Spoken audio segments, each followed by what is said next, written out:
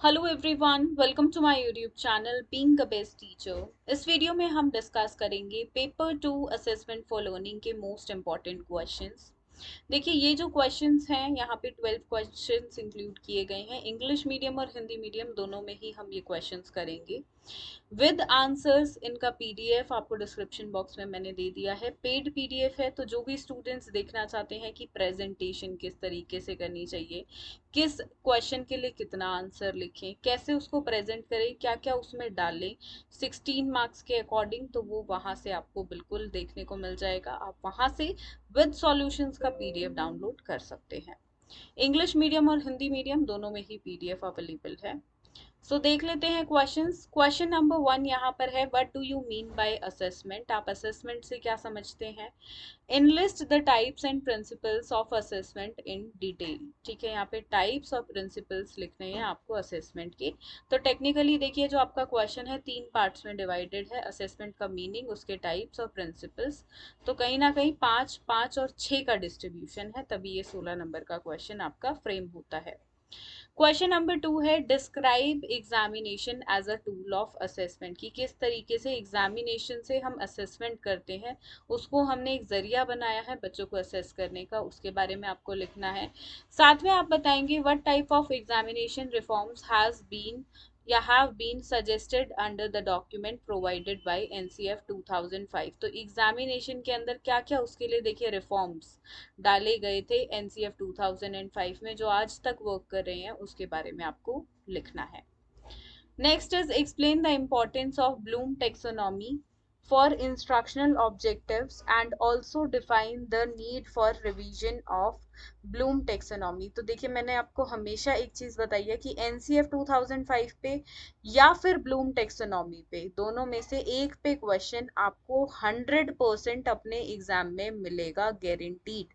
तो यहाँ से अगर आप एक ये दो टॉपिक कर लेते हैं तो 16 नंबर का एक क्वेश्चन आपको फिक्स हो गया है। कभी कभी ऐसा भी होता है कि किसी किसी साल में वो दोनों क्वेश्चन भी डाल देते हैं। ठीक है, एक तो पक्का आएगा, हो सकता है दोनों भी आ जाए। Next is define achievement test. Achievement test पे क्वेश्चन ना आए ऐसा भी नहीं हो सकता है।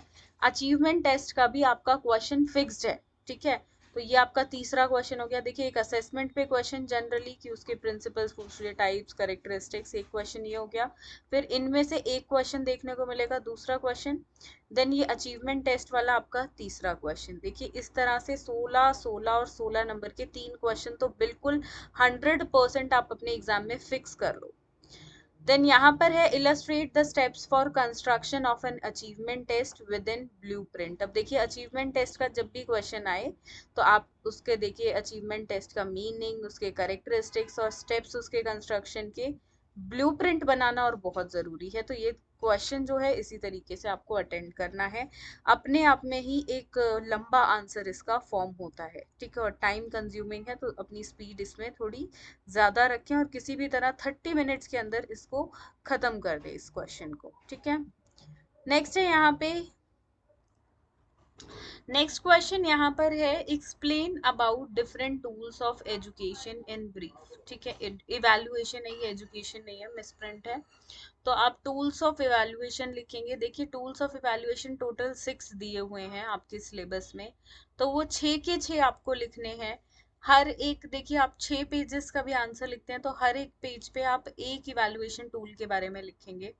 ये क्वेश्चन कभी कभी देखिए 4 मार्क्स में भी आ जाता है और 16 में भी।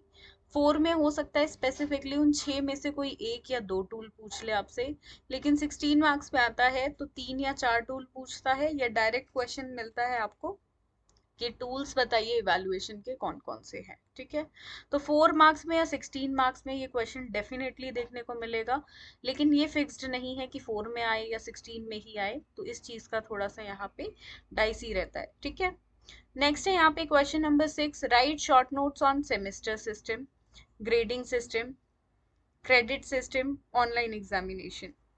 देखिए, इन पे जो शॉर्ट नोट्स हैं ये आपका हो सकता है 4 मार्क्स में भी आ जाए, या जैसे यहाँ पे कंबाइंड होके दिया हुआ है इस तरह से 4 पूछ लिए या 3 पूछ लिए आपसे 16 मार्क्स में, तो ये भी हो सकता है। तो यहाँ पे देखिए, ये क्वेश्चन आएंगे जरूर, लेकिन 4 में आएंगे या 16 में, ये थोड़ा सा यहाँ पे कंफ्यूजन रहता है। ठीक है, explain about diagnostic and remedial teaching for qualitative assessment. Qualitative और क्वांटिटेटिव असेसमेंट पे भी कुछ ना कुछ क्वेश्चन देखने को मिलता है 4 मार्क्स में या 16 में। ठीक है, देखिए अभी तक 3 क्वेश्चन जो मैंने आपको बताए हैं, इसमें से कोई 16 में आपको देखने को मिलेगा, कोई 4 में, बट आएंगे जरूर।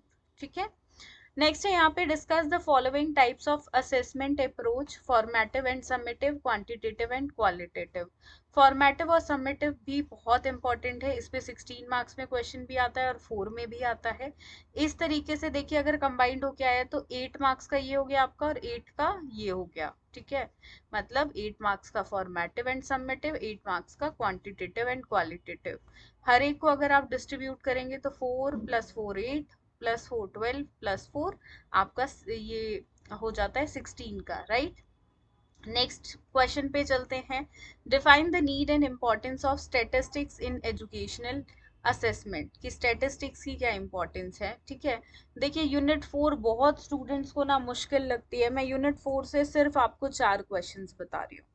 ठीक है, ये 4 क्वेश्चंस अगर आप कर लेते हैं तो आपकी पूरी यूनिट कवर है, इसके अलावा बाहर से कोई क्वेश्चन नहीं आएगा। ठीक है, right the need and importance of statistics in educational assessment, ये आपका थ्योरी बेस्ड क्वेश्चन है यूनिट 2 से।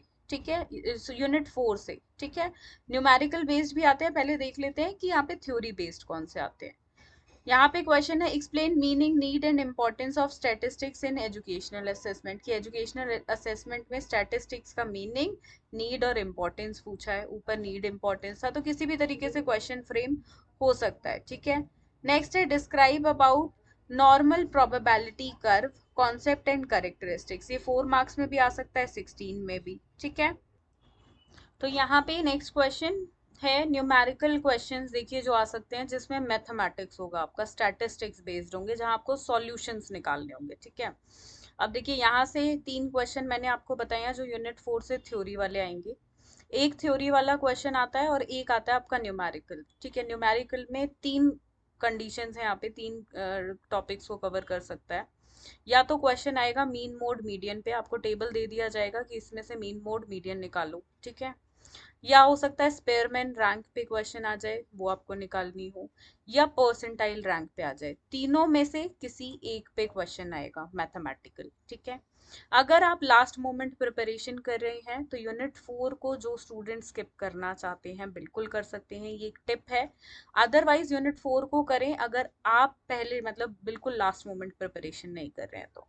ठीक है, यूनिट 1 2 3 आप कर सकते हैं और यूनिट 4 से सिर्फ आप थ्योरी कर लीजिए अगर आपको मैथ्स करने में परेशानी होती है तो, क्योंकि बहुत बार मुझे स्टूडेंट्स की क्वेरी आती है मैम हमसे न्यूमेरिकल नहीं होते हैं, बहुत टाइम ले रहे हैं, मैं नहीं समझ पा रहा हूँ। तो देखिए वहाँ पे आप थ्योरी कर सकते हैं, आपको ये करने की ज़रूरत नहीं पड़ेगी। ठीक है, तो आप अपने हिसाब से जो भी क्वेश्चंस, लाइक अगर ये 12 क्वेश्चंस आप कर लेते हैं तो डेफिनेटली आप क्रैक कर लोगे एग्जामिनेशन को बहुत अच्छे मार्क्स से। ठीक है, साथ में देखिए यहाँ पे सॉल्यूशंस का लिंक मैं आपको दे रही हूँ डिस्क्रिप्शन बॉक्स में, वहां से आप डाउनलोड कर सकते हैं आंसर सेट के। ठीक है, तो अब पढ़ते हैं हिंदी में क्वेश्चंस देखते हैं। अध्ययन के लिए मूल्यांकन। ठीक है, तो आकलन से आप क्या समझते हैं? मूल्यांकन के प्रकार और सिद्धांतों को विस्तार से सूचीबद्ध करें। अगला है मूल्यांकन के एक उपकरण के रूप में परीक्षा का वर्णन करें, एनसीएफ 2005 पूछा है। फिर आपका निर्देशात्मक उद्देश्य आ गए, ये ब्लूम वाला क्वेश्चन आ गया जो कि हमेशा आपको देखने को मिलेगा। साथ में या एनसीएफ का क्वेश्चन, दोनों में से कोई एक आएगा, हो सकता है अगर आपका लक अच्छा रहा तो आपकी ईयर में ये दोनों आ जाए। ठीक है, तो इन दोनों टॉपिक्स को छोड़ना नहीं है, 16-16 नंबर के हिसाब से करना है। और एक ऐसा असेसमेंट पे यानी कि आकलन पे एक नॉर्मल क्वेश्चन आपको इस तरह से देखने को मिलेगा। आगे है उपलब्धि परीक्षण को परिभाषित आपको करना है और ब्लूप्रिंट बनाना है। ठीक है, उपलब्धि परीक्षण का क्वेश्चन इंपॉर्टेंट है, 16 मार्क्स में आपको देखने को जरूर मिलेगा। अगला है शिक्षा के विभिन्न साधनों का संक्षेप में आपको वर्णन करना है। फिर यहाँ पे देखिए अब ये जो क्वेश्चंस हैं ये आ सकते हैं आपके 4 मार्क्स में भी और 16 में भी, जैसे कि semester system, grading system, credit system और ऑनलाइन परीक्षा, बहुत इंपॉर्टेंट। ठीक है, फिर है गुणात्मक मूल्यांकन और नैदानिक मूल्यांकन और उपचारात्मक शिक्षण के बारे में आपको यहाँ पे लिखना है। इसके बाद निम्नलिखित प्रकार के मूल्यांकनों की आपको चर्चा करनी है। कौन कौन से हैं? रचनात्मक और योग्यात्मक, और मात्रात्मक और गुणात्मक। तो देखिए 8 मार्क्स और 8 मार्क्स, ठीक है। और तो आपका बना है 16 नंबर का क्वेश्चन। हर एक पार्ट को अगर आप देखेंगे तो 4 4 4 4, 4 4 16 मार्क्स का आपका ये बना, ठीक है। अब देखिए यहाँ पे 4 क्वेश्चन ये जो आखिरी के हैं ये आपके हैं यूनिट 4 से, आखिरी यूनिट जो आपकी है। इनमें से ये शुरू के 3 क्वेश्चन जो है ये आपके थ्योरी बेस्ड हैं, और ये आपका थोड़ा सा गणित वाला क्वेश्चन हो जाता है, स्टैटिस्टिक्स वाला, कि आपको इसमें उत्तर ढूंढना होता है, ठीक है। तो ये 3 जो हैं थ्योरी वाले वो देख लेते हैं पहले। शैक्षिक मूल्यांकन में सांख्यिकी की आवश्यकता और महत्व को परिभाषित आपको करना है। फिर है शैक्षिक मूल्यांकन में सांख्यिकी का अर्थ, आवश्यकता और महत्व आपको समझाना है। फिर है सामान्य प्रयुक्ता वर्ग यानी कि नॉर्मल प्रोबेबिलिटी कर्व, संकल्पना और अभिलक्षणों का वर्णन आपको करना है। फिर है संख्यानात्मक प्रश्न, माध्य विद्या और माध्यिका, स्पेयरमैन रैंक और प्रतिशत रैंक, ठीक है। मतलब आपको देखिए इस पे क्वेश्चन देखने को मिलेगा, मीन मोड मीडियन वाला, माध्य विद्या या माध्यिका। या हो सकता है आपको 16 नंबर में क्वेश्चन आ जाए स्पेयरमैन की रैंक निकालना। तीसरा है आपको प्रतिशत रैंक निकालना आ जाए। तो तीनों में से कोई एक आएगा, तीनों नहीं आएंगे तो आप तीनों चीजें सीख लें। इसके अलावा मैथमेटिकल क्वेश्चन आपको यूनिट 4 से नहीं देखने को मिलेगा, ठीक है। तो ये थे most important 12 questions from your subject अधिगम के लिए मूल्यांकन, ठीक है, आकलन जो भी आप बोले, असेसमेंट फॉर लर्निंग के, ठीक है। तो इंग्लिश और हिंदी दोनों में मैं आपको पीडीएफ दे रही हूँ डिस्क्रिप्शन बॉक्स में। आप अगर इंग्लिश मीडियम में पेपर करना चाहते हैं तो वो डाउनलोड कर लें, हिंदी मीडियम में करना चाहते हैं तो हिंदी मीडियम वाला आप डाउनलोड कर सकते हैं, ठीक है। वीडियो आपको पसंद आई हो तो लाइक और शेयर ज़रूर करें। साथ में अगर आप चाहते हैं नेक्स्ट सब्जेक्ट के लिए भी अपलोड किए जाए इंपॉर्टेंट क्वेश्चंस तो अपनी राय लिखकर बताएं कमेंट बॉक्स में। Thank you.